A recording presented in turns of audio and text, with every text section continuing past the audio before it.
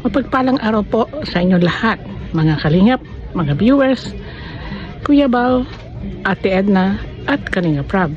At syempre po ay Gab Basera, na siya po nating natulong, nabigyan po natin ng tulong sa ating pong mga kaawa-awang mamamayan.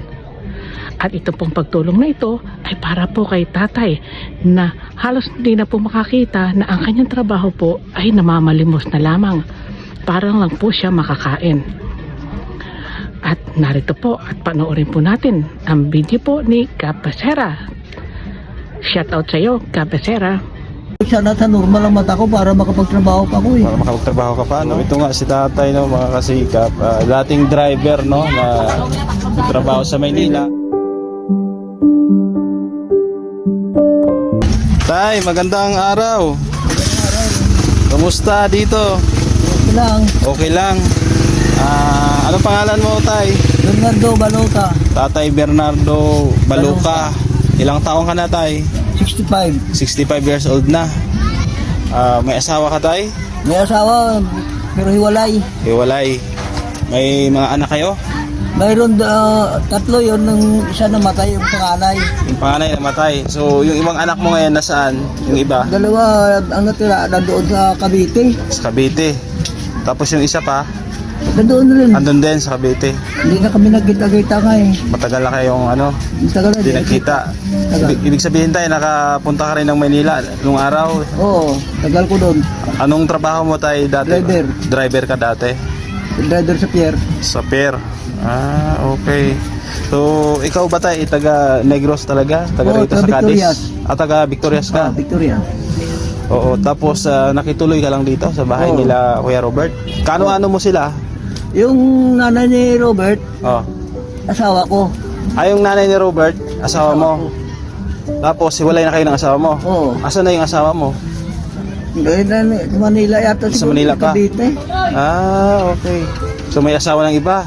Mayroon. May asawa na? Naghanap ng bagong modelo. Yun lang. May mga anak na rin. Hindi ko lang alam, pero dati sa una yung ginsamahan, mayroon sa anak. Matagal na ba kayo? Naku po, naghanap pala ang asawa ni tatay ng bagong modelo ng kapitbahay. Ay nako, kaawa-awa naman si tatay, nagpapalimos lamang para makakain. Lungkot naman, no? Kasi may sakit ka bang dinaramdam sa katawan? Yung dati ko laboratory. Oh, Pero mayroon ko daw kidney trouble. may kidney trouble ka. Mayroon. Tapos may gamot ka bang iniinom? Wala na. Pati yung mata ko nga ngayon, Lumabo parang na. galabo eh. Oo, kasi yun, no? Yung salamin mo makapal. Bakit yung isang Kasi hindi- mata walang salamin? Wala to, kasi itong may hindi makakita na rin eh. Hindi Ito na makita. operahan to eh. So yung isa nakakita. O makakita-kita to, yung operahan to, mayroon nga Oo. dinti sa loob ng mata ko. Pagtunay ko, lalong naglain.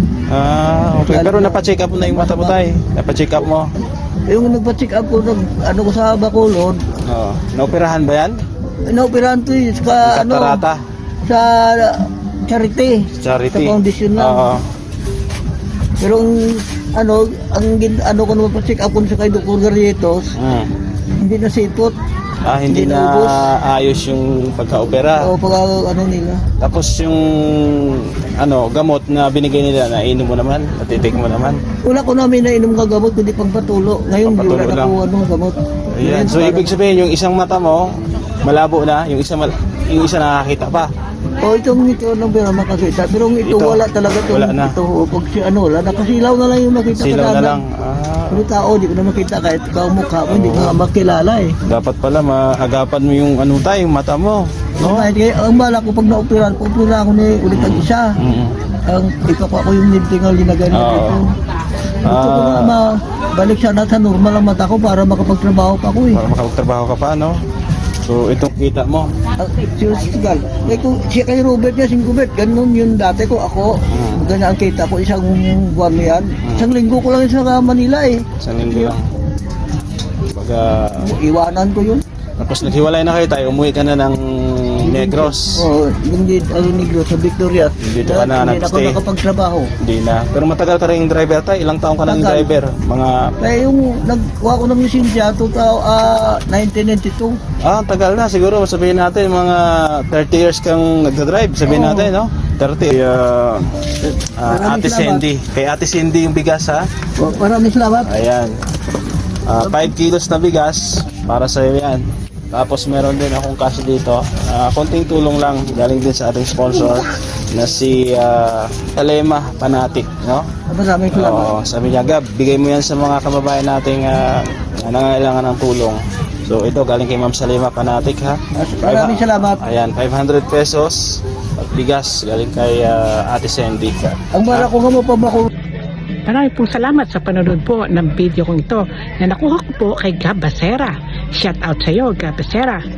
At maraming salamat din sa iyo sa pagtulong mo sa ating mga kaawa-awang mamamayan. At lagi po nating suportahan si Gab Basera, number 1.